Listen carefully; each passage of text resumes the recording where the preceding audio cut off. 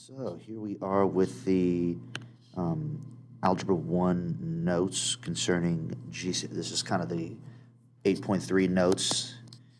So I'll say part 1. There might be a part 2 to this video. I'd say expect a part 2.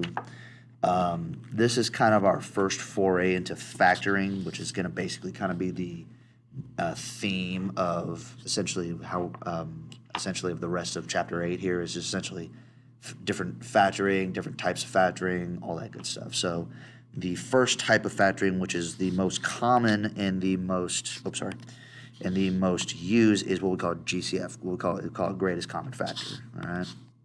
So just kind of a little bit of a bit of a warm up here with kind of looking at greatest common factor. First off, we're looking at what are factors. Well, they're numbers that evenly divide another number. So if I look at 9, what are factors of 9? Well, they're numbers that evenly divide out 9. So if I look, if I do, 1 works because, 1 divided by 9 is 9 divided by 1 is, 9. 2 doesn't work because that gets me a decimal. Again, when it says evenly divide, that means no decimals.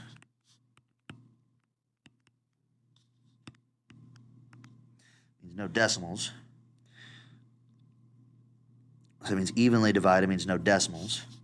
So 3, so 9 divided by 3 gets me 3, so that works. 9 and 3 works. 4 doesn't work, 5 doesn't work, 6 doesn't work, 7 doesn't work, 8 doesn't work, and then how about 9? 9 divided by 9 is, 1. All right. Factors of 28, I want to find numbers that evenly divide 28. Again, 1 works because 1 works for every number. 2 works because 28 divided by 2 is 14, which, because I also know that 28 divided by 1 is 28, so 28 also works. 28 divided by 2 is 14, so I know 14 works. 28 divided by 3, nope, that doesn't work because that's a decimal. 28 divided by 4, it's going to give me 7, so I can write that even over here. 28 divided by 5, nope. 28 divided by 6, nope. And then I reach 7, kind of a repeat, so I'm done with those numbers, okay? So that's kind of what that's kind of like the basics of factors, It's like I'm trying to find, what I can evenly divide out, all right? So like what I can divide out of that number there. So when I'm talking about like factoring, like, polynomials or, that kind of thing, we're basically rewriting that polynomial as a product. Kind of think of unfoiling or undistributing, all right? Kind of going the opposite there, all right?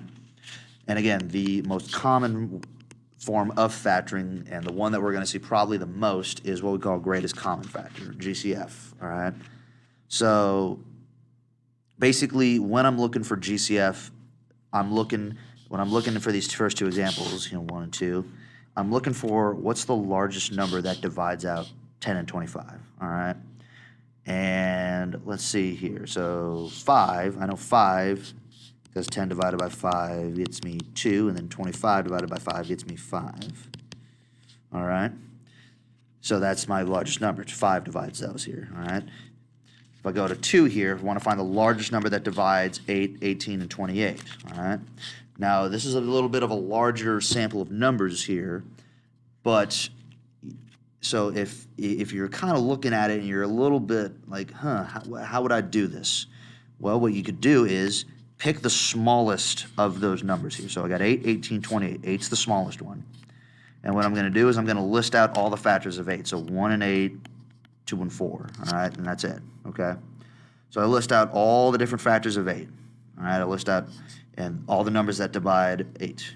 And what I do is I start from the largest one, and I start dividing all of those numbers by that. So I already know that 18 divided by 8 doesn't work. So I got to move on. Okay? So that doesn't work. Go to 4. 28 divided by 4 is 7, but 18 doesn't divide 4, so 4 doesn't work. So I go on to my next largest one, 2. 18 divided by 2 is 9. 28 divided by 2 is 14. 8 divided by 2 is 4. Therefore, my GCF of 8, 18, 28 is 2, okay? Now I go into variables, all right? A squared, B third, and then A to the 7th, B to the 7th, okay? So I started looking at variables. So it's a little bit of a different kind of idea. With variables, you're more looking at you have one group here and you're looking at two groups here. And you're looking at, if I take the same amount of, let's say, A's out of both groups, so like if I take one A out of this one, I have to take one A out of this group. How many A's what are the most amount of A's I can take out of both groups if I take the same amount out of each? Well, so what I'm going to do is I'm going to draw them out. So in this first group, I got 2 A's. In the second group, I got 7 A's. So I got 1, 2, 3, 4, 5, 6, and then 7. All right. This first group, I got 3 B's. Second group, I got 1 B. All right. So I'm looking at what's the most amount of A's that I can take out of both groups. Well, the most I can take out of this group right here, the smallest amount is 2. So I can also that means I can also take out 2 out of this group. And the way that I'd write out 2 A's would just be A squared. And then if I'm looking at taking out the most amount of B's, I got 1, 2, 3 B's in this first group, 1 B in this second group, all right? So I can only take out 1 B out of this one group, which means I can only take out 1 B out of this other group here. So then how would I write 1B? Well, it'll just be B to the 1 or just B, okay?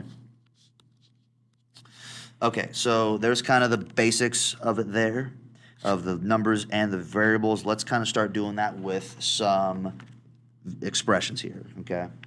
So if I start with this first example here, I got 40n squared plus 72n, all right? Now again, kind of have the steps up here, but essentially it's the same kind of steps that we just took there, okay? So first off, I'm going to look at the numbers here, 40 and 72. What's the largest number that divides 40 and 72? And again, if you need to look, write out a factor tree of 40, all right?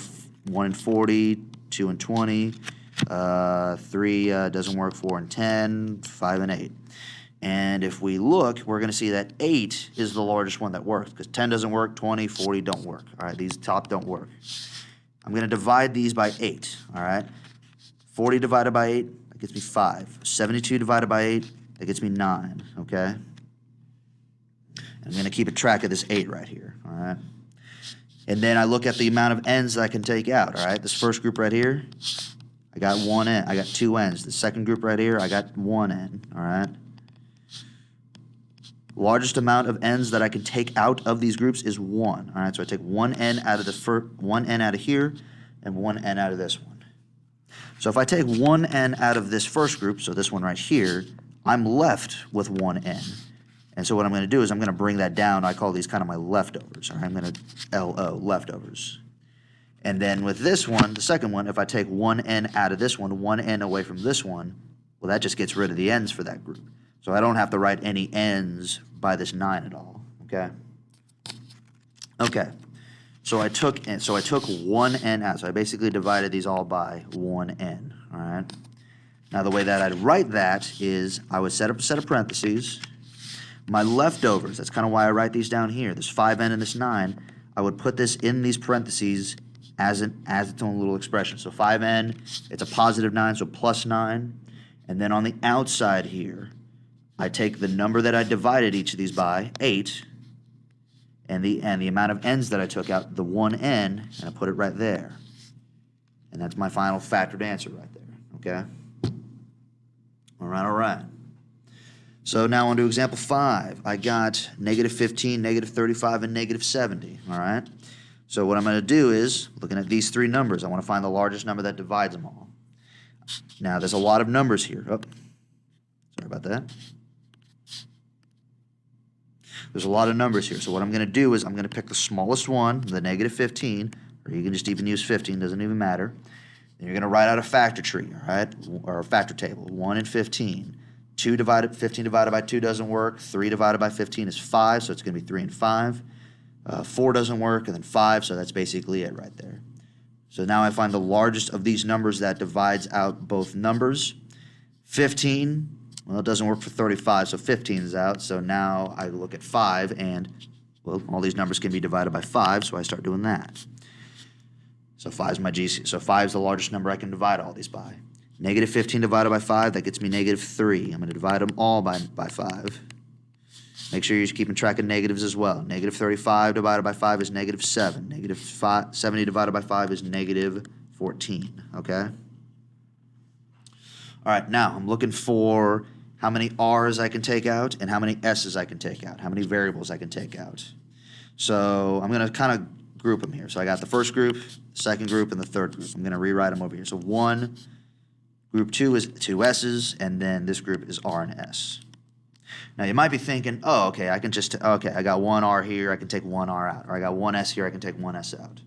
But remember, if you take 1 R out, you have to take them out of all the groups. And if I look at my group 2 here, there's no R's to take out. So I can't do anything with that.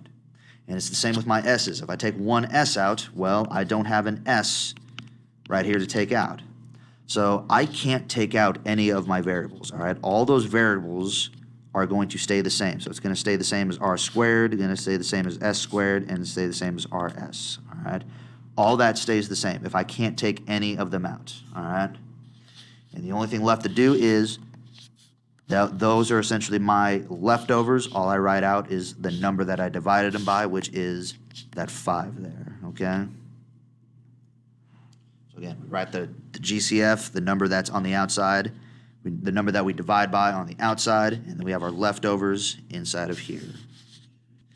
Oh, went a little too far there. Okay, so going for this next example here, all right? It's a little bit of a bigger example, but we can still work through it, all right? So I got 56, 16, 56, and 24.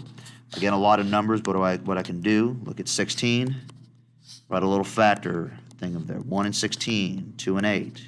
3 doesn't work. 4 and 4. That's basically it now. Find the largest number that divides them all. 16 doesn't work because 24 divided by 16 won't work. And if I look, 8 divides all these numbers. So what I'm going to do, divide all these numbers by 8. So if I do that, 56 divided by 8 is 7. 16 divided by 8 is 2. Negative 56 divided by 8 is negative 7. And 24 divided by 8 is 3. Okay? Then if I look at my A's, all right, I don't have time to write all these out, but if we look, I got 7 here, 5 here, 2 here, and 1 there. So if I'm trying to find the most amount that I can take out of all of the groups, well, the most amount I can take out is just the 1A, all right? So just the 1A. Because I can't take 2 out because this group doesn't have 2 A's, it only has 1. So all I can take out is just the 1A. So if I take out 1A away from this one, I'm left with 6 A's. The way I'd write that is just A to the 6. If I take 1A out of this one, A to the 5, take 1 away, that's A to the 4th, or just 4 A's, all right? This last one here, if I take 1A out of 2 A's, I'm left with 1A, or I would just write it as just A. And then if I take the 1A out of this last one here, well, that just gets rid of my A, so I don't have to write anything with that 3 there, okay? So the way that I'd write my final answer, we would have our leftovers, which I kind of write down here. I always kind of get into a habit of writing those.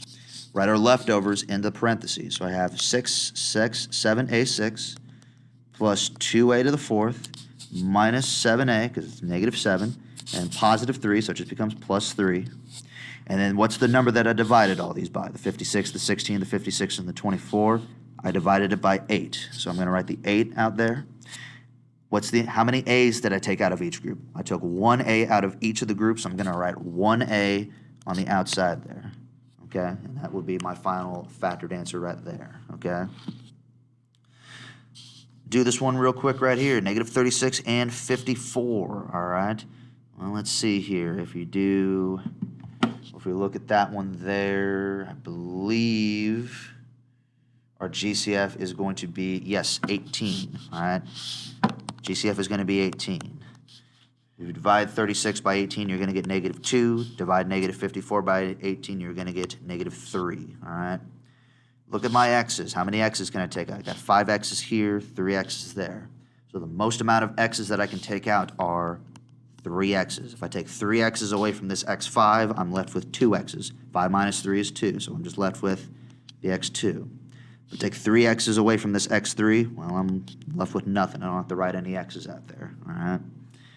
Look at my y's. I got 1 y there, 2 y's there. I'm going to take 1 y out. I'm going to take 1 y away. So if I take 1 y away, I'm left with, well, no y's in this one right here.